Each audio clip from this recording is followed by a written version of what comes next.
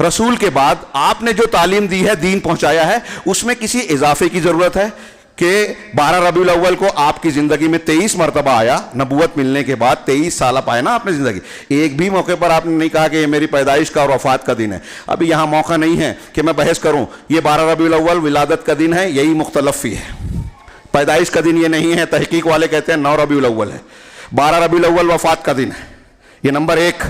Number 2، اللہ کے رسول صلی اللہ علیہ وسلم نے اپنا یا کسی نبی کا ولادت کا دن منانے کا حکم دیا، اجازت دی، صحابہ کرام نے منایا. ابھی ہم نے بات کی کہ اللہ کے رسول سے صحابہ نے جیسی محبت کی دنیا میں کسی محبت کرنے والے نے کسی محبوب سے نہ کی اور نہ کر سکتا ہے. لیکن جلوس نہیں نکالا، محفل میلاد منعقد نہیں کی، آپ کی ولادت کے دن کا اہتمام نہیں کیا. آپ کی ولادت کا دن کون سا ہے، اسراء اور معراج کی تاریخ کیا ہے، اس میں اختلاف ہے. یہ اس بات کی دلیل ہے کہ صحابہ کرام اس دن کا اہتمام نہیں کرتے تھے، تبھی تو اختلاف ہوا، نامعلوم سی ہو گئی. یہ غیر اہم بات ہے. اہم بات اللہ کے نبی صلی اللہ علیہ وسلم کی محبت کے تقاضے ہیں.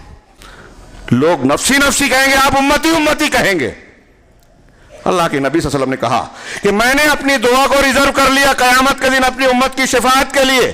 لیکن آگے ایک جملہ اور بھی بیان کیا جو یاد کرنے کا ہے کہ میری امت کے ان لوگوں کو میری شفاعت ملے گی. نبی صلی اللہ علیہ وسلم فرما رہے ہیں ان لوگوں کو ملے گی جنہوں نے اللہ کے ساتھ شرک نہیں کیا. اگر شرک کیا ہے تو یہ شرک اللہ کے رسول کی شفاعت کے ملنے میں رکاوٹ ہے. محفل میلاد میں جو لوگ یہ کہتے ہیں کہ اللہ کے رسول حاضر ہو گئے، سنتے ہیں وہ شرک کر رہے ہیں. منبر رسول سے کہہ رہا ہوں، برا لگ رہا ہے، ناراضگی ہو رہی ہے، ناراضگی ہونے کے ساتھ ساتھ تحقیق کریں، اس لیے کہ آپ کی اور میری آخرت کا تعلق ہے اس بات سے. آپ غلو کر رہے ہیں اللہ کے رسول صلی اللہ علیہ وسلم کے ساتھ، ناانصافی کر رہے ہیں اگر آپ اللہ کے رسول کو ان کے مقام سے بڑھا رہے ہیں. کوئی محفل میلاد اور سال میں ایک مرتبہ جلوس نکالنے کو محبت رسول کا مظاہرہ سمجھتا ہے.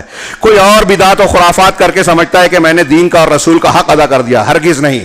محبت ویسے کی جائے جیسے اللہ نے کہا، رسول اللہ صلی اللہ علیہ وسلم نے بتایا، اور جیسے صحابہ کرام نے کی.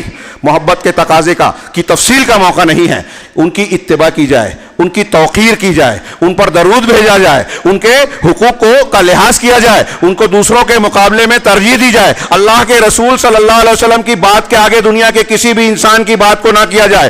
آپ کی شریعت کو شریعت مانا جائے، کسی اور کے حلال حرام اور شریعت کو نہ مانا جائے. آپ نے جب فتویٰ دیا تو ہم وہی فتویٰ دیں. آپ نے جس کو حلال کہا وہی ہم حلال کہیں، جس کو حرام کہا ہم حرام کہیں. آپ نے جس چیز کو کہا کہ ایسے لیٹنا ہے، ایسے بیٹھنا ہے، وہی کریں. یہ محبت کا تقاضا ہے. لیکن آج بہت سارے مسلمان یہ ماننے کے لیے تیار ہی نہیں ہے.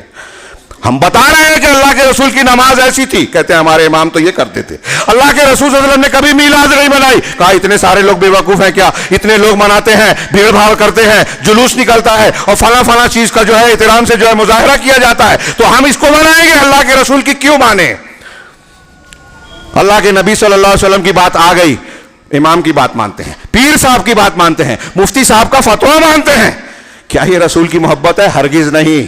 یہ رسول کی مخالفت ہے، دشمنی ہے، جس کے بارے میں قرآن و حدیث میں وعید ہے. فَلْيَحْذَرِ الَّذِينَ يُخَالِفُونَ عَنْ أَمْرِهِ أَن تُصِيبَهُمْ فِتْنَةٌ. جو لوگ اللہ کے رسول کی مخالفت کرتے ہیں انہیں اس بات سے ڈرنا چاہیے کہ انہیں فتنہ آ پکڑے اور يُصِيبَهُمْ عَذَابٌ أَلِيمٌ، یا دردناک عذاب. یہ سورہ نور کی آیت ہے، تفسیر جا کے پڑھیے. فتنے کی 2 تشریح کی. امام احمد کہتے ہیں کہ فتنے سے مراد شرک ہے. جو سنت کی مخالفت کرتا ہے وہ شرک میں بھی پڑ جاتا ہے. دیکھیے دنیا میں روئے زمین پر مخالفین سنت کے ہاں آپ کو شرک ضرور نظر آئے گا، مانے یا نہ مانے.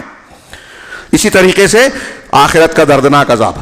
علامہ ابن کثیر نے کہا دوسرے مفسرین کے اقوال نقل کر کے، فتنے سے مراد دنیا کے عذاب ہے. آج مسلمانوں پر عذاب چھایا ہوا ہے، مختلف قسم کے عذاب. اس کی ایک بنیادی وجہ رسول کی مخالفت. اللہ کے نبی صلی اللہ علیہ وسلم کے سچے غلام ہم بن جائیں، جیسے آپ کے حقوق ہیں وہ ان حقوق کو ادا کرنے والے، جیسے آپ سے محبت کرنی چاہیے کرنے لگیں. دنیا کی کوئی طاقت ہمارا بال بھی کا نہیں کر سکتی. تکلیف مصیبت آزمائش کے طور پر آئے گی، لیکن ذلت نہیں ہوگی، خاری نہیں ہوگی، شکست نہیں ہوگی مسلمانوں کو.